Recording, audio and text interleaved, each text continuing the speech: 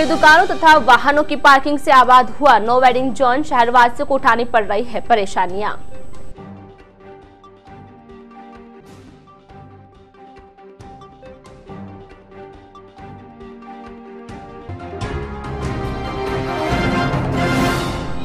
देवउठनी 11 के बाद शहर में छाई शादी विभाग की रंगत। कपड़ों तथा चांदी सोने की दुकानों पर जमकर हो रही है खरीदारी।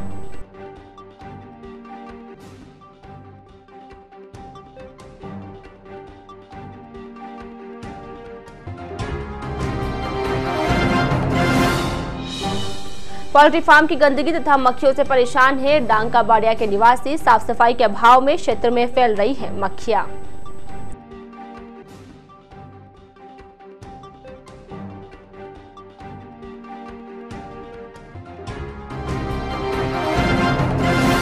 और अवैध हथियार अभियान के तहत सिटी थाना पुलिस ने की कार्यवाही। अवैध देसी पिस्टल, देशी कट्टे तथा 8 राउंड किए जब्त।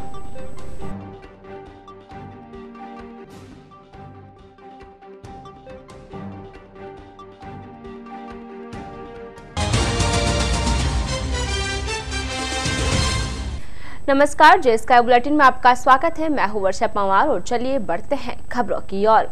सिटी थाना पुलिस ने एक देशी पिस्टल 5 राउंड तथा एक देशी कट्टे व 3 राउंड के साथ एक आरोपी को गिरफ्तार किया है। पुलिस ने उक्त कार्यवाही मुखबिर की सूचना पर की गई है। सिटी थाना अधिकारी रविंद्र प्रताप दारा ने बताया कि विधानसभा चुनावों के मद्देनजर जिला पुलिस अधीक्षक के निर्देश पर अवैध हथियार व मादक पदार्थ तस्करों के विरुद्ध एक अभियान चलाया जा रहा है।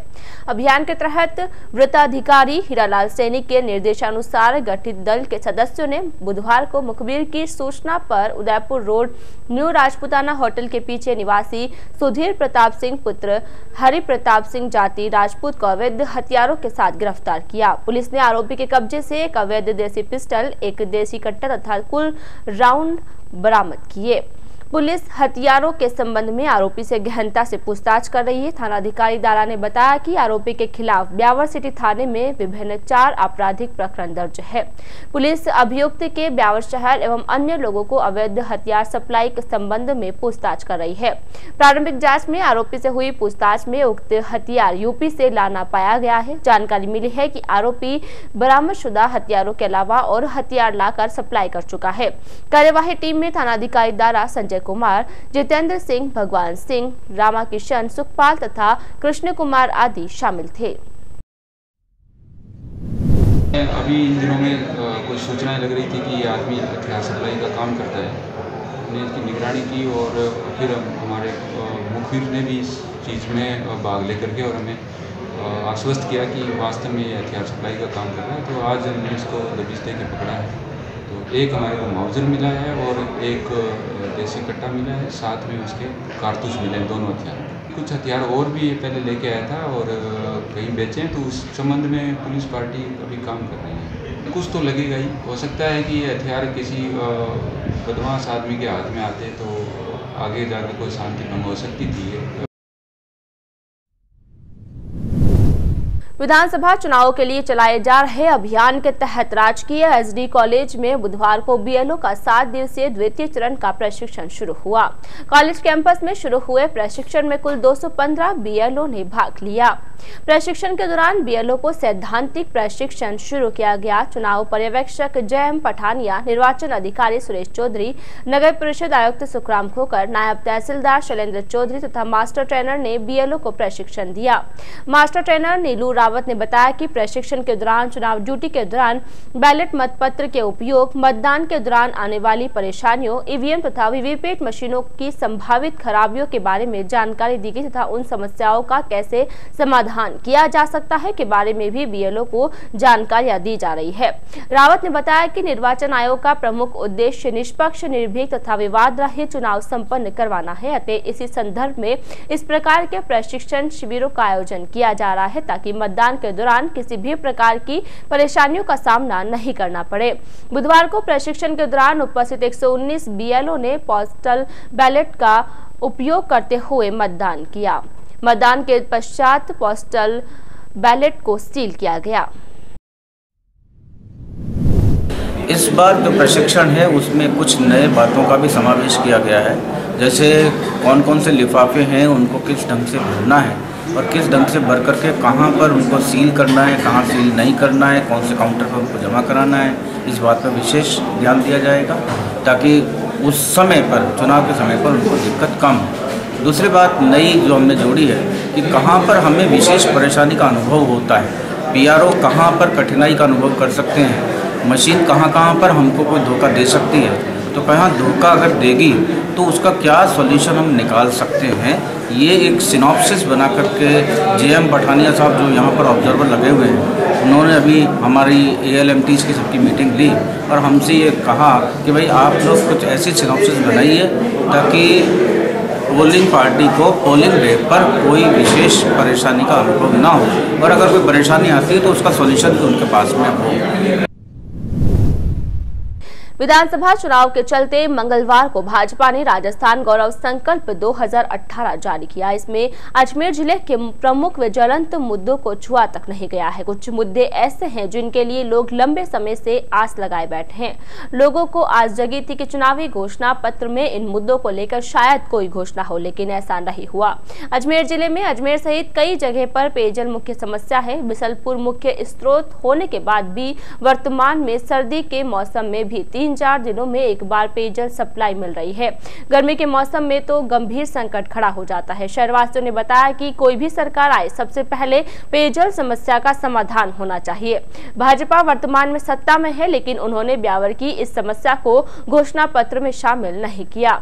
शहरवासियों के लंबे समय से चल रही जिले की मांग का जिक्र भी भाजपा के चुनाव घोषणा पत्र में नहीं किया गया है, जिसके कारण शहरवासियों को मायूसी हाथ लगी है।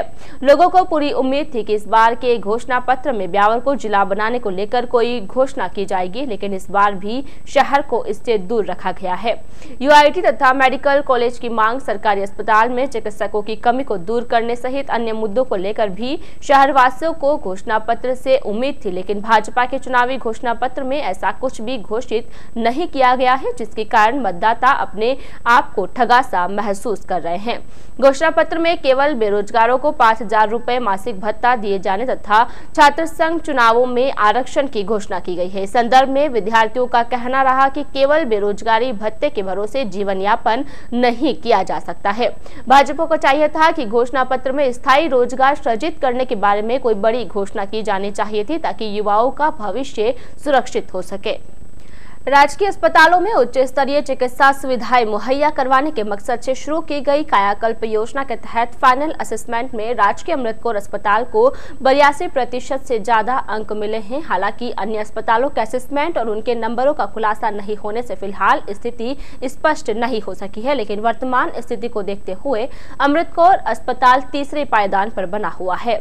जानकारी के अनुसार पेयर टीम निरीक्षण में मिले 72% अंकों को आगे बढ़ाते हुए इस बार फाइनल असेसमेंट में टीम ने AKH को 494 अंक दिए हैं, जो 82.33% है, जो गत वर्ष से करीब 10% अंक ज्यादा है। अभी प्रदेश के अनेक जिला चिकित्सालय का आंकलन बाकी है। कायाकल्प के तहत AKH कौन से स्थान पर है, यह कहा नहीं जा सकता।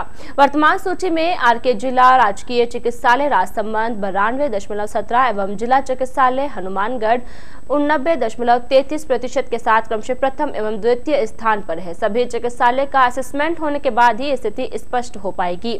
ज्ञात रहे कि गत वर्ष निरीक्षण दल की ओर से ब्यावर AKH को 100 में से करीब 72% अंक दिए गए थे। संस्थान का स्टेट द्वारा भेजे गए नॉमिनेटेड पर्सन के द्वारा चेकअप निरीक्षण किया गया।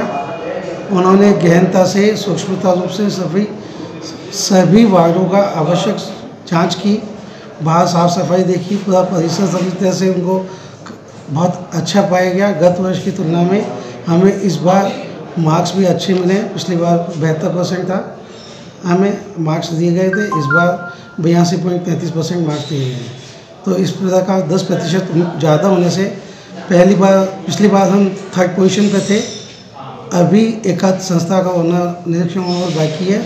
हमें उम्मीद है हम 1st या 2nd पोजीशन पे इस बार जरूर, क्योंकि 10% का हमने ऊपर जंप मिला है, तो उम्मीद है हम 1st या 2nd पे आएंगे। और ये सभी कार्य हमारे पीएम साहब के निर्देशन में हुआ। शहर के रोडवेज बस स्टैंड से लेकर सिटी सिनेमा तक के क्षेत्र को प्रशासन ने पूर्व में नो वेडिंग व नो पार्किंग जोन घोषित किया था। उपखंड अधिकारी के निर्देश से जारी की गई घोषणा में इस क्षेत्र में किसी भी प्रकार का कोई वाहन या हाथ ठेला खड़ा करने तथा फुटपाथ पर दुकान लगाकर सामान बेचने की मनाही करते हुए इसका उल्लंघन किए जाने पर जुर्माना किए जाने के आदेश जारी किए गए थे। विगत कई महीनों से नगर परिषद प्रशासन की ओर से उक्त क्षेत्र में कई बार अतिक्रमण हटाओ अभियान के तहत कार्यवाही की गई और इस क्षेत्र को अवैध वाहनों की पार्किंग तथा फुटपाथ पर लगी दुकानों को हटवाया गया, लेकिन मगर यहां पर परिषद प्रशासन के प्रयासों की हवा निकल रही है। नगर परिषद प्रशासन कितना भी प्रयास कर ले, कार्यवाही के थोड़ी ही देर बाद यह अतिक्रमी पुनः काबिज हो जाते हैं। बार बार की कार्यवाही के बाद भी यहां पर स्थित बैंकों तथा शॉपिंग मॉल्स के बाहर बड़ी संख्या में दोपहिया वाहन बेतरतीब ढंग से खड़े रहते हैं, जिसके कारण दिन में कई बार यातायात जाम की स्थिति बन जाती है। जहाँ शांति टावर बना हुआ है वहाँ का इलाका रूपानी सिनेमा, जहाँ इसका आगे state bank of India state bank है और HDFC है, ये भीड़ भाड़ का इतना इलाका है कि यहाँ मतलब गाड़ियाँ इतनी बाहर इतनी खड़ी रहती है कि बसें, मोटरसाइकिलें, छोटी गाड़ियाँ निकलना बड़ी मुश्किल हो जाती है। यहाँ सीरी सीमेंट की गाड़ियाँ, DLF की गाड़ियाँ जो समय पर जो वो ड्यूटी शिफ्ट चेंज होती है तो इतनी गाड़ियाँ आकर के वहाँ लग जाती है, जाम लग जाता है, तो लोग निकल नहीं पाते हैं आधा घंटा तक। और उधर से स्कूल की छुट्टी भी बच्चों की होती है और वो सारे मतलब जाम में फंस जाते हैं और ये आए दिन होता रहता है। बड़े सारे टावर भी बने हुए हैं, आगे रेलवे स्टेशन का रोड है, सिनेमा घर है, तो कहने का मतलब है एक भीड़ भाड़ वाला इलाका है। यहीं से बसों का आवागमन होता है, पाली जोधपुर वगैरह जाती है। लेकिन यहाँ की पार्किंग व्यवस्था हमारे जो शहर है ब्यावर, उस शहर में एक बदनुमा दाग की तरह हो गई है। यहाँ पर इतनी ज़्यादा अवस्था हो गई है, छोटी छोटी मोटरसाइकिलों को खड़े होने की जगह नहीं है, ठेले आ जाते हैं, बसें अपनी जगह खड़ी रहती है, गाड़ियों का आवागमन होता है, रुक जाते हैं, तो जाम की स्थिति पैदा हो जाती है। सबसे ज़्यादा स्थिति ख़राब होती है जब बच्चों के स्कूल की छुट्टी होती है, बसें वाले, ऑटो वाले परेशान होते हैं, तो दुर्घटना का डर भी रहता है और इस जो हमारा शहर है उसकी सुंदरता को भी दाग करता है। तो हम ये चाहते हैं, प्रशासन से चाहते हैं कि इस ओर एक अच्छा कदम उठाए। देवउठनी एकादशी के बाद शादियों का सीजन फिर से शुरू हो गया है। लोग सावों के लिए सोने चांदी के आभूषणों के साथ कपड़े, फर्नीचर, इलेक्ट्रॉनिक आइटम, बर्तन आदि की खरीदारी कर रहे हैं। शहर के प्रमुख बाजार में खरीदारी के चलते मंगलवार को खासी भीड़ रही। सोने चांदी के भाव में गिरावट के चलते बाजारों में खरीदारी को लेकर लोगों में सकारात्मक माहौल है। व्यापारियों ने भी सावों की खरीदारी को लेकर पूरे इंतजाम कर लिए हैं। इसके लिए नई वैरायटी, डिजाइन और लुक को प्राथमिकता दी जा रही है। शहर के मुख्य पाली बाजार में सुबह से देर रात तक खरीदारी का दौर चल रहा है। यहाँ विवाह योग्य युवाओं की शादी के लिए कीमती आभूषणों से लेकर lehenga, sari, suit, electronic item, बर्तन, फर्नीचर आदि की खरीदारी कर रहे हैं। पिछले एक सप्ताह में सोने चांदी के भावों में खासी गिरावट देखी गई है। सर्राफा व्यवसायियों के अनुसार 19 नवंबर को चांदी का भाव 38,000 और सोने का भाव 32,500 रुपए था। अब गिरावट के बाद चांदी का भाव 1,000 रुपए कम होकर 37,000 और सोना 900 रुपए कम होकर 31,600 रुपए हो गया है। भावों में गिरावट के बाद कई लोग सोने चांदी में निवेश कर मुनाफा कमाने के लिहाज से भी खरीदारी कर रहे हैं, लेकिन दुकानों पर देखी जा रही ज्यादातर भीड़ सावों की खरीदारी करने वालों की है। शहर के पाली बाजार में इन दिनों ग्राहकों की भारी भीड़ के चलते दिन भर जाम के हालात रहते हैं। बाजार में 3 पहिया और 4 पहिया वाहनों की आवाजाही से खरीदारी करने वाली महिलाओं को परेशानियों का सामना करना पड़ रहा है। महिलाओं का कहना है कि कम से कम संकरे बाजार को चिन्हित करके वाहनों की आवाजाही पर प्रतिबंध लगाना चाहिए। इसके साथ ही महिलाओं की सुरक्षा के लिहाज से बाजार में पुलिसकर्मी भी तैनात होने चाहिए। खबरों में यहाँ रुकेंगे एक छोटे से ब्रेक के लिए, जल्द हाजिर होंगे कुछ और खबरों के साथ। ब्रेक के बाद स्वागत है आपका। शहर के निकटवर्ती ग्राम पंचायत मकरेड़ा के डांग के बाड़िया के निवासियों ने मंगलवार को गांव में स्थित पोल्ट्री फार्म के कारण फैल रही बदबू तथा गंदगी से परेशान होकर आक्रोश जताया। ग्रामीणों ने इस बात से बेहद परेशान थे कि बार बार की शिकायत के बाद भी प्रशासन की ओर से उनकी समस्या का समाधान नहीं हो पा रहा है। साथ ही पोल्ट्री फार्म व्यवसायी भी इस ओर ध्यान नहीं दे रहे हैं। इस बाबत क्षेत्रवासियों ने गत दिनों जिला कलेक्टर तथा पुलिस प्रशासन को एक पत्र देकर कर इसकी शिकायत की थी। क्षेत्रवासियों ने बताया कि गांव में स्थित पोल्ट्री फार्म के कारण क्षेत्र में गंदगी फैलती रहती है। फार्म से उड़ती मक्खियां घरों में घुस जाती है, जिसके कारण लोगों का जीना हराम हो रखा है। मक्खियों के कारण लोगों का खाना पीना तक मुश्किल हो रखा है। मक्खियों के कारण छोटे बच्चों तथा बुजुर्गों में बीमारियां फैल रही है। क्षेत्रवासियों का आरोप है कि पोल्ट्री फार्म मालिक से पूर्व में यहां पर दवा का छिड़काव करवाने तथा पोल्ट्री फार्म के आसपास साफ सफाई करवाने की मांग की गई, लेकिन इस ओर ध्यान नहीं दिया गया। मंगलवार को ग्रामीणों की ओर से किए गए विरोध प्रदर्शन की जानकारी के बाद सदर थाना पुलिस के पुलिसकर्मी मौके पर पहुंचे तथा ग्रामीणों की समस्या के बारे में जानकारी लेकर पोल्ट्री फार्म मालिक को मौके पर बुलाकर आसपास में साफ सफाई करवाने तथा दवा का छिड़काव करवाने के लिए पाबंद किया। इस दौरान क्षेत्रवासियों ने लोगों के स्वास्थ्य को ध्यान में रखते हुए पोल्ट्री फार्म को बंद करवाने की मांग की है। आक्रोश जताने वालों में रोशन काठा, श्रीमती शिवा, नौरतमल, संगीता, सुगनी, फिरोज तथा प्रेम सिंह सहित अन्य क्षेत्रवासी उपस्थित थे। अगले माह जिस दिन नेताओं के विधानसभा चुनाव का परिणाम आएगा, उसी दिन 11 दिसंबर से जिले में विद्यार्थियों की अर्धवार्षिक परीक्षा शुरू होगी। जिला समान परीक्षा व्यवस्था माध्यमिक शिक्षा ने अर्धवार्षिक परीक्षा का टाइम टेबल घोषित कर दिया है। शिक्षा विभाग के अनुसार अर्धवार्षिक परीक्षा 2 पारियों में होगी। पहली पारी सवेरे 9 से दोपहर 12:15 बजे तक और दूसरी पारी दोपहर 1:15 बजे से शाम 4:30 बजे तक चलेगी। 10वीं व 12वीं की परीक्षा एक पारी में होगी, जबकि 9वीं व 11वीं की परीक्षाएं साथ में होगी। एक पेपर देने के लिए 3.25 घंटे का समय मिलेगा। प्रायोगिक, मौखिक व व्यावसायिक विषयों की परीक्षाएं संबंधित संस्था प्रधान को अपने स्कूल स्तर पर आयोजित करवानी होगी। अर्धवार्षिक परीक्षा को लेकर टाइम टेबल घोषित किया जा चुका है। 11 दिसंबर से परीक्षाएं शुरू होगी, जो 24 दिसंबर तक चलेगी। 2 पारियों में यह परीक्षाएं होगी। इसमें कक्षा 9 से 12 तक की परीक्षाएं होगी। 8वीं तक की परीक्षाएं स्कूल स्तर पर होगी। 11 दिसंबर से प्रारंभ होने जा रही है और ये परीक्षाएं निर्विघ्न संपन्न हो, उसके लिए आज अजमेर में परीक्षा वितरण कमेटी की बैठक भी रखी गई है और 9 तारीख को प्रश्न पत्र वितरण किए जाएंगे पटेल स्कूल से और अन्य केंद्रों से। ब्यावर क्षेत्र के राजकीय पटेल उच्च माध्यमिक विद्यालय ब्यावर से प्रश्न पत्र वितरण किए जाएंगे और इस परीक्षा को सानंद संपन्न कराने के लिए सारे संस्था प्रधानों को निर्देश प्रदान कर दिए गए हैं। नगर परिषद की ओर से सेदरिया में 30 नवंबर तक चलने वाले पशु मेले में पशुपालन विभाग की ओर से पशुओं की चिकित्सा की जा रही है। पशुपालन विभाग के पशु चिकित्सालय विभाग की ओर से मेले में एक अस्थायी पशु चिकित्सा चौकी स्थापित की गई है। मुख्य पशु चिकित्सा अधिकारी डॉक्टर जावेद ने बताया कि सेदरिया स्थित पशु मेले में विभाग की ओर से पशुओं की चिकित्सा के लिए एक अस्थायी पशु चिकित्सा चौकी स्थापित की गई है। चौकी में पशु चिकित्सक डॉक्टर अरविंद कुमार तथा सहायक किशोर सोलंकी अपनी सेवाएं दे रहे हैं। अब तक मेले में 500 से अधिक पशुओं का स्वास्थ्य परीक्षण कर उन्हें उपचार दिया जा चुका है। डॉक्टर जावेद ने बताया कि मेले में बाहर से आने वाले पशु राज्य से बाहर भेजे जाते हैं। इनमें से कई पशु कई प्रकार की बीमारियों से ग्रसित होते हैं। उक्त बीमारी को अन्य पशुओं में फैलने से रोकने के लिए पशु का स्वास्थ्य परीक्षण किया जाता है। अस्थायी पशु चिकित्सा चौकी पर 30 नवंबर तक पशुओं का उपचार किया जाएगा। एक मोबाइल यूनिट वहाँ तैनात की हुई है जो पूरे मेला अवधि के दौरान वहाँ पर रहेगी।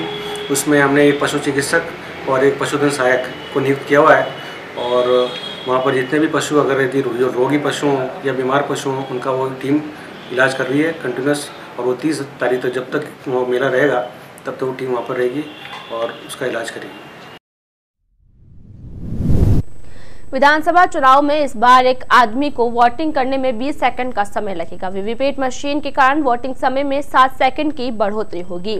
इस बार सुबह 8 से शाम 5 बजे तक मतदान चलेगा। हालांकि 5 बजे तक कैंपस में आ चुके सभी वोटरों को मत डलवाए जाएंगे। विधानसभा चुनाव में पारदर्शिता के लिए इस साल पहली बार वीवीपैट मशीन का प्रयोग होगा। इस मशीन में जिस प्रत्याशी को वोट दिया जाएगा, संबंधित वोटर को उसके नाम और फोटो की पर्ची भी दिखाई देगा। 7 सेकंड में मौके पर देखा जा सकेगा कि उसने किसको वोट दिया है। अभी तक एक वोट डालने में 13 सेकंड का समय लगा करता था। दरअसल इस साल विधानसभा चुनावों में कई नए प्रयोग किए गए हैं। इसमें सबसे बड़ा प्रयोग वीवीपैट मशीन के रूप में होगा। दरअसल 7 दिसंबर को मतदान दिवस है। इसके लिए प्रशासन और राजनीतिक पार्टियां अपनी अपनी तैयारियों में जुटे हुए हैं।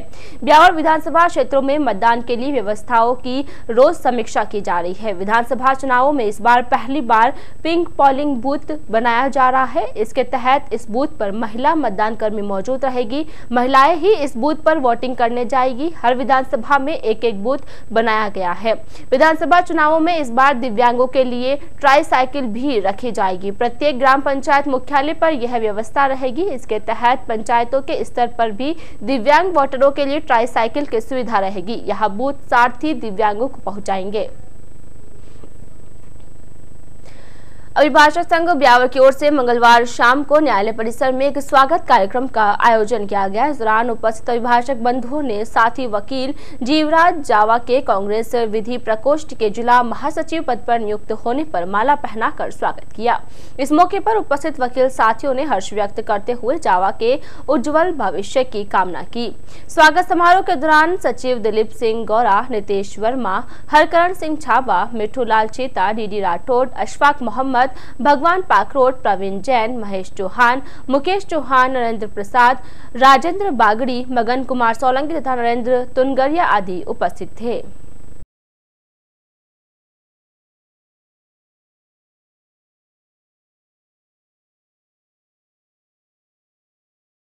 राजस्थान प्रदेश कांग्रेस कमेटी के प्रदेशाध्यक्ष सचिन पायलट 30 नवंबर शुक्रवार को ब्यावर आ रहे हैं। इस दौरान पायलट कांग्रेस प्रत्याशी पारसमल जैन के समर्थन में एक रोड शो करेंगे। ब्यावर ब्लॉक कांग्रेस कमेटी के अध्यक्ष अजय शर्मा ने बताया कि पायलट शुक्रवार को प्रातः 8:30 बजे श्री सीमेंट स्थित हेलीपैड पहुंचेंगे। इसके बाद वे 9 बजे से शहर के अजमेरी गेट, पाचपत्ती से पाली बाजार होते हुए चांगेट स्थित महात्मा गांधी सर्किल पहुंचेंगे, जहां पर पार्टी के कार्यकर्ता उनका स्वागत करेंगे। सचिन पायलट इस यात्रा के दौरान रोड शो व जनसंपर्क कर प्रत्याशी पारस पंच के पक्ष में मतदान की अपील करेंगे। उनके साथ प्रत्याशी पंच के अतिरिक्त पार्टी के समस्त कार्यकर्ता उनके साथ रहेंगे। आज के इस बुलेटिन में फिलहाल इतना ही। पूरी टीम के साथ दीजिए इजाजत, फिर मिलेंगे। नमस्कार।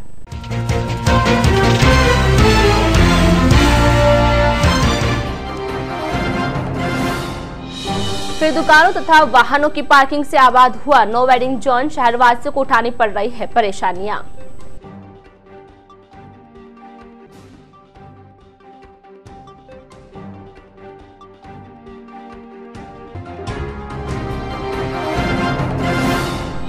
देव उठनी 11 के बाद शहर में छाई शादी विवाह की रंगत। कपड़ों तथा चांदी सोने की दुकानों पर जमकर हो रही है खरीदारी।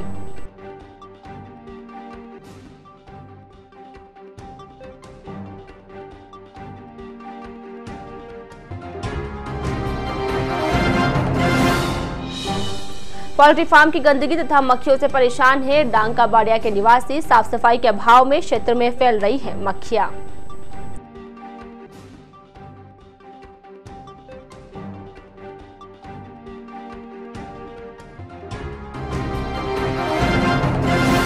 और अवैध हथियार अभियान के तहत सिटी थाना पुलिस ने की कार्यवाही। अवैध देसी पिस्टल, देशी कट्टे तथा 8 राउंड किए जब्त।